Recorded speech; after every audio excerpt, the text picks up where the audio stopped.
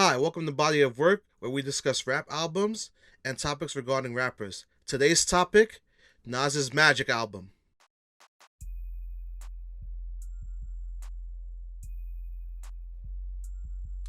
The Magic Album was released December 24th, 2021. And like everybody else, I was surprised to see that Nas released a second album on the same year, because KD2 already came out. As far as the album is concerned, it's really short. There's only 9 tracks to the album. Each track is 2 verses max. And it doesn't even pass the 30-minute mark. When it comes to the Magic Album, it really feels more like an EP more than anything else, but just with more tracks. When I look at my first impressions when it comes to this album, I instantly thought to myself, like, damn, Nas still got it like that? It's fucking crazy. No, no, no, no, no, no. None of this instant classic shit. No, no. I'm definitely somebody who doesn't believe in the term instant classic, because for something to be considered a classic to me, it has to have some time. This is my first album review of the channel, so I would like everybody to wait till the end of the video to see how I rate every single track individually. Let's get to it. Alright, so I have a simple rating system. I'll rate the tracks from 1 to 5 stars, and this is how the tracks fall as follow. Yo, when I tell you the first track of this album is so fucking fire, yo, this is my favorite track of the album. Speechless. Oh man, he really put in that work in this track, yo. When I tell you, yo, the lyrics are on point, the beat, yo, for all you people that love to say Nas picked terrible beats, you cannot say this on this album, yo. Man, this man Nas literally said, giving you bars while I'm running companies. I'm done with the redundancies. Whoo! Whoo! Yo, if this is what we have in store for us, for KD3, yo. And mind you, people, this album is supposed to be the warm-up for KD3. Shit. I might pre-order this shit right now.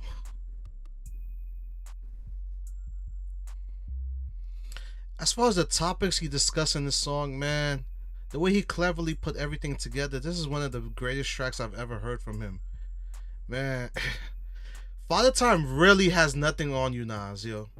So I don't know how you could say Time is undefeated, yo, because you look like you whooping its ass right now, especially with this track.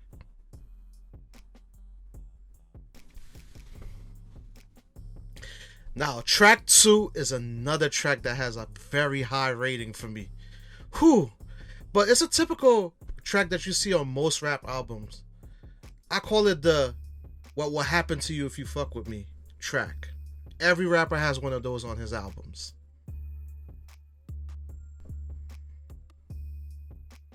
Seen as the title of the track is Meet Joe Black, which is technically a play on words calling his gun Joe Black.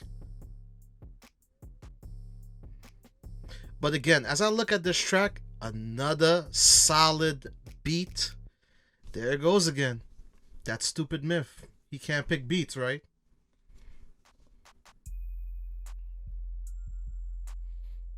Now there's 2 separate lines that I look at when it comes to this track that is very poignant, if you really look at it. He basically brings up the point that why would he ever buy a chain again when his chain birthed most of chains in the game? And whoo, boy, was that a fire line, but still, it's true though. That QB chain is fire.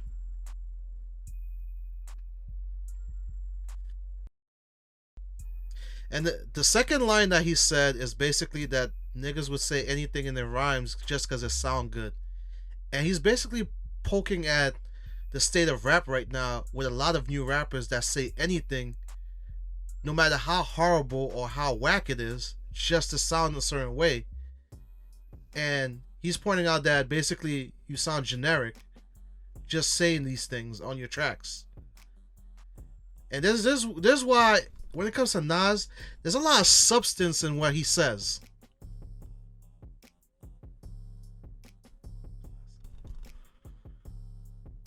And this is what I love about Nas. The fact that he's so hip hop. And he had to put this in the end of his track. How people love to bring up that he's the reason why hip hop is dead. As ridiculous as that seems, this album really shows you that hip hop is not going to die as long as he's still in the game. Now, this track may not get a high rating like the first two tracks of the album, but it's a very big track nonetheless, yo. And it makes you look at a lot of people who end up killing their homies. The chorus goes, "It's ugly outside."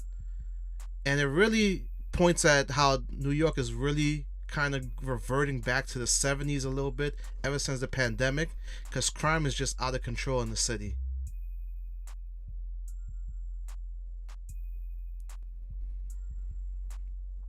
Now, the two lines I take from this track, even though they're separate sections of this song, they're kind of connected because it really looks at a lot of people and the crimes that they do to each other and stuff.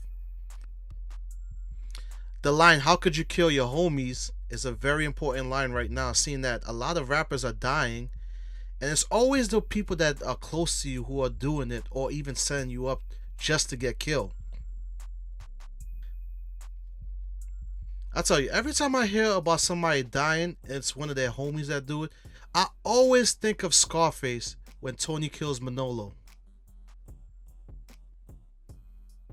One of the main things that Nas says in this song, "Ugly," is that he calls New York City Gotham City.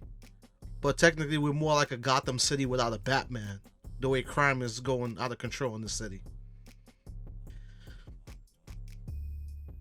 And also on this track, I love how Nas brings up that how do we settle our problems with each other? And this is what I like about Nas. He's always kicking knowledge, and it's very important that a lot of people who don't know how to settle their issues with each other listen to this track, because it's very important. Which brings us to the other line that Nas says in this song. "We should be buying acres, adjusting each other's crown." And you really gotta commend Nas for saying the things that he says in this song, despite being at the level that he is when it comes to his successes. And I also gotta point out that he does mention Big L on this track, another rapper who was slain senselessly. Now, track 4 is definitely one of my favorite tracks on this album too. Building 4016. Nas kind of took us back to his roots by putting his building number as the track title, and at the same time telling you what he had to do to get up out of his hood, by being very descriptive on the role that he played in his street life. Now, there's two lines in particular that I love that he spit in this track. And the first one is, "I got so many kids in this game, it's like a gender revealing." Yo, how you say that, yo? The second line being, "All the people claiming that you changed, they'll do the same if they see their name on a million things." And it's so true, especially in the black community.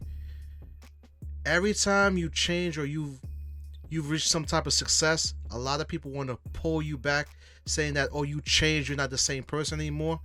But realistically, and Jay even said this before, I don't work this hard just to remain the same. I mean, if you really look at it, it's not realistic for life. But yeah, in this track, solid beat, and the hook is the best part of the song to me, because it piggybacks off the same thing I said earlier, that it's the ones you grew up with that's with the dumb shit. That line right there shows that any type of level of success that you get, there's always a bunch of people who don't understand the role that you're supposed to be playing and can't fathom that you cannot be the same person that you was, because you have more responsibilities. Overall, this is a fire track, and I honestly think this is my second favorite song on the album. Now, track number 5 is a track I'm not going to go too deep into, because it's not a track I'm really feeling as much, but it's a track that's worth listening to. I'll be honest with you, I give this track a 3 though. It's one of the tracks you'll listen to, but ultimately, like when you really want to make like a playlist of stuff, like what I normally do when I have road trips, I don't really add tracks like this. Track 6 is Woo for the Children. And boy, this track, it's almost like he wrote it talking directly to me, giving Nas fans like me a lot of fan service. Yes, I can confidently say that I'm definitely one of the people that feels what he writes. And I do have attachments to his old style, because I really don't want to see him go anywhere else but that old style. But damn, on this track, he brings up some things that are definitely true, like he should have been got a Grammy a long time ago. Grammys is always fucking up, so I don't really give a damn about them. But seriously, Nas, you were supposed to be on the Gimme the Loot remix and you didn't do it? Damn. Damn. The one topic he's constantly talking about in this song is that the people on top is always blocking me, stopping me from advancing. And that's a terrible mentality to have, and a lot of people, especially in our community, need to get rid of that mentality out of their head, because you will never accomplish anything if you're always thinking that people are stopping you, when realistically your mentality is what's really stopping you more than anything else. Now, track 7 is Wave God, and Wave God is the only track where he has features on it. That track being a DJ Premier track. You know, it's always good to see DJ Premier still doing his thing after all these years. And A$AP Rocky, who also did his thing on this track. Now, the thing that I like about this track the most is the beat and definitely the hook. And also, it's actually one of the tracks that I have rated one of the highest as well. Now, The Truth is another track that I definitely like as well. But mostly, lyrically, it's one of the best tracks on the album.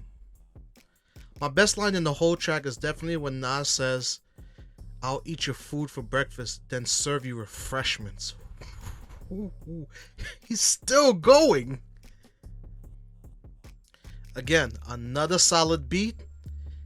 And definitely, yo, the hook on this song, yo, Nas needs to be acknowledged for the hooks that he writes. Because, boy, oh boy, this is another good one too.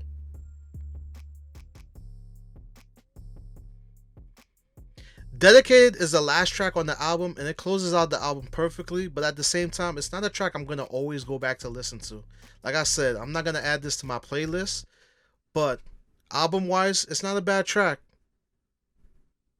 Despite this album being kind of short, it's definitely a solid album released by Hit Boy off of Mass Appeal.